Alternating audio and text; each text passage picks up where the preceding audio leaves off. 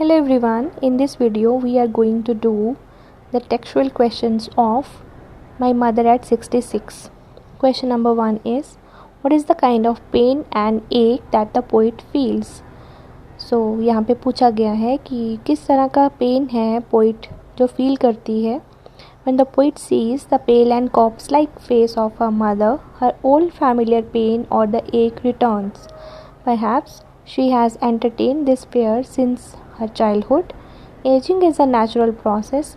Time and aging spare none. Time and aging have not spared the poet's mother and may not spare her as well.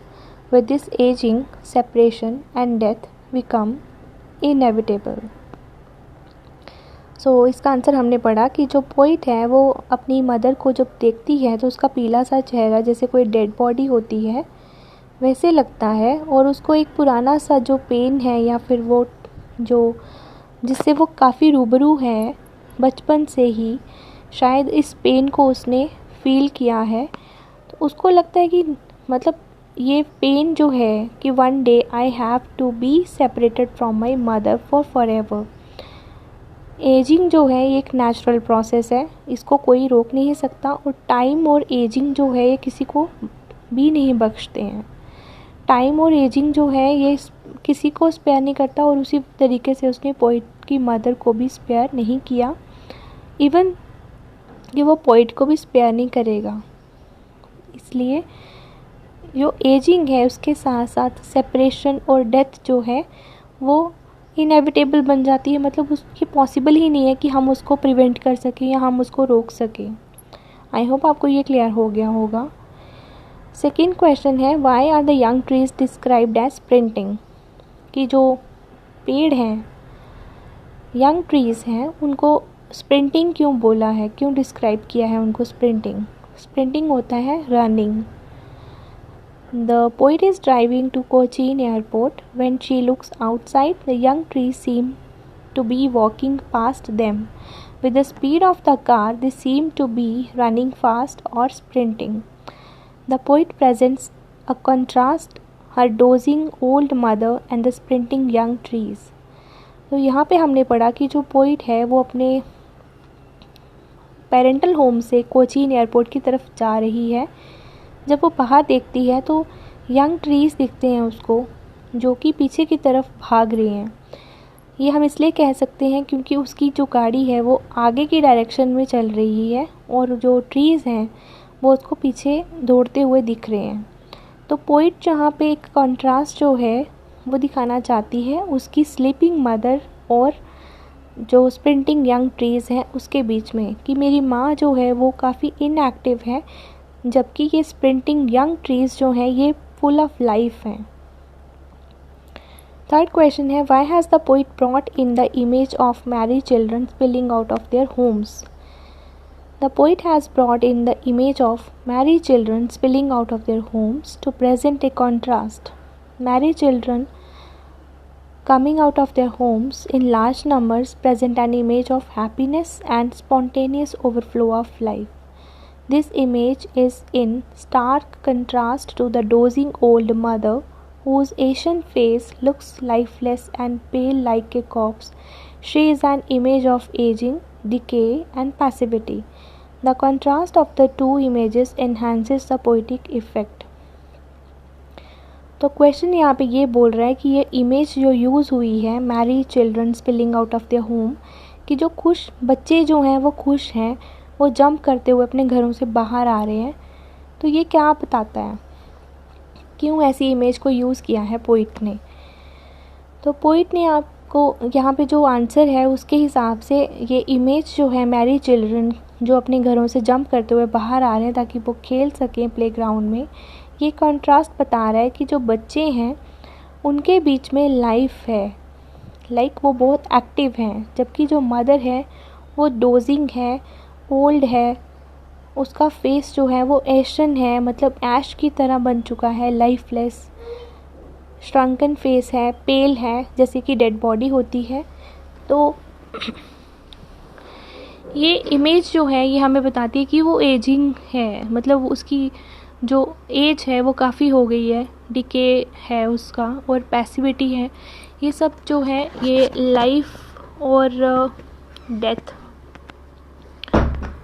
Mother की जो as है और बच्चों के बीच में जो वाइटैलिटी है या फिर जो फुल ऑफ लाइफ है, वो ये दोनों के बीच में कंट्रास्ट जो है वो शो करती है। और ये जो कंट्रास्ट इमेजेस का यूज़ किया है कि बच्चे या यंग ट्रीज़ कैसे फुल ऑफ लाइफ हैं, कैसे वो बाहर की दुनिया जो है ज़िंदगी मतलब उसमें दिख रही है, लेकिन जो बूढ़ी माँ है उसके अंदर इतनी ताकत नहीं बची या वो काफ़ी ज़्यादा वीक हो गई है, वो पहले से काफ़ी ज़्यादा कमज़ोर हो चुकी है।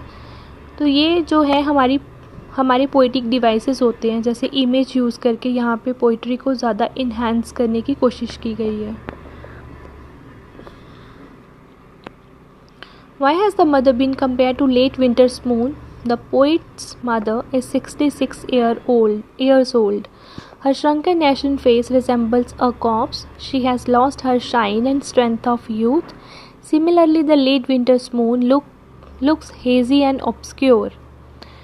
It looks lack shine and strength. The comparison is quite natural and appropriate. The simile used here is apt as well as effective.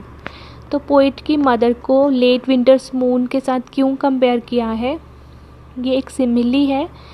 Poet की मदर जो है वो 66 ईयर्स ओल्ड है और उसका जो श्रंकन फेस है, जो रिंकल्ड फेस है, वो एक डेड बॉडी की तरह ही मतलब रिजेंबल करता है। उसके अंदर जितनी भी शाइन और जितनी भी स्ट्रेंथ है यूथ की, वो सब ख़त्म हो चुकी है। इसी तरीके से जो लेट विंटर्स मून है वो हेज़ी मतलब जैसे धुंधला सा दिखता है, ऑब्सक्योर है, जिसके बीच में फेंटेड मतलब हम फेंट मान सकते हैं या मतलब उसके बीच में ज़्यादा शाइन नहीं होती। तो lack of shine and strength जो है ये भी देखने को मिलता है हमें विंटर्स मून में। और ये जो कंपैरिजन किया है मून और मदर के बीच में, ये क्वाइट नेचुरल है और एप्रोप्रिएट भी है। जो यूज़ हुआ है इसके बीच में वो सिमिली यूज़ हुई है, और सिमिली जो है वो बहुत एप्रोप्रिएटली और बहुत इफ़ेक्टिवली यूज़ हुई है। लास्ट क्वेश्चन है, what do the parting words of the poet and her mother smile signify?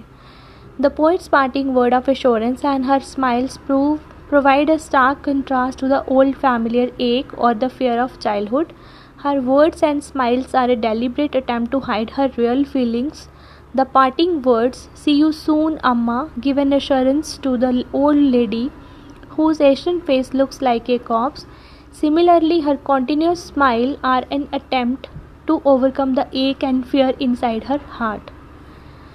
तो यहाँ पे क्वेश्चन पूछ रहा है कि जब वो बिछड़ती है या विदाई लेती है अपनी माँ से, तो उसके जो वर्ड्स थे वो क्या थे और उसकी स्माइल जो है वो क्या दर्शाती है।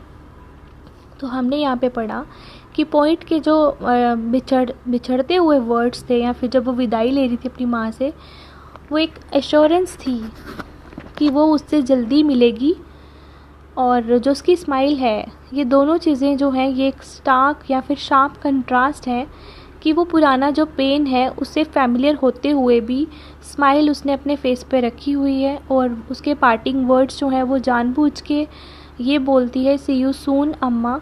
ये एक बिलीव या फिर एक यकीन कराने वाली बात है उस ओल्ड लेडी को जिसका फेस जो है कॉप्स की तरह लग रहा है।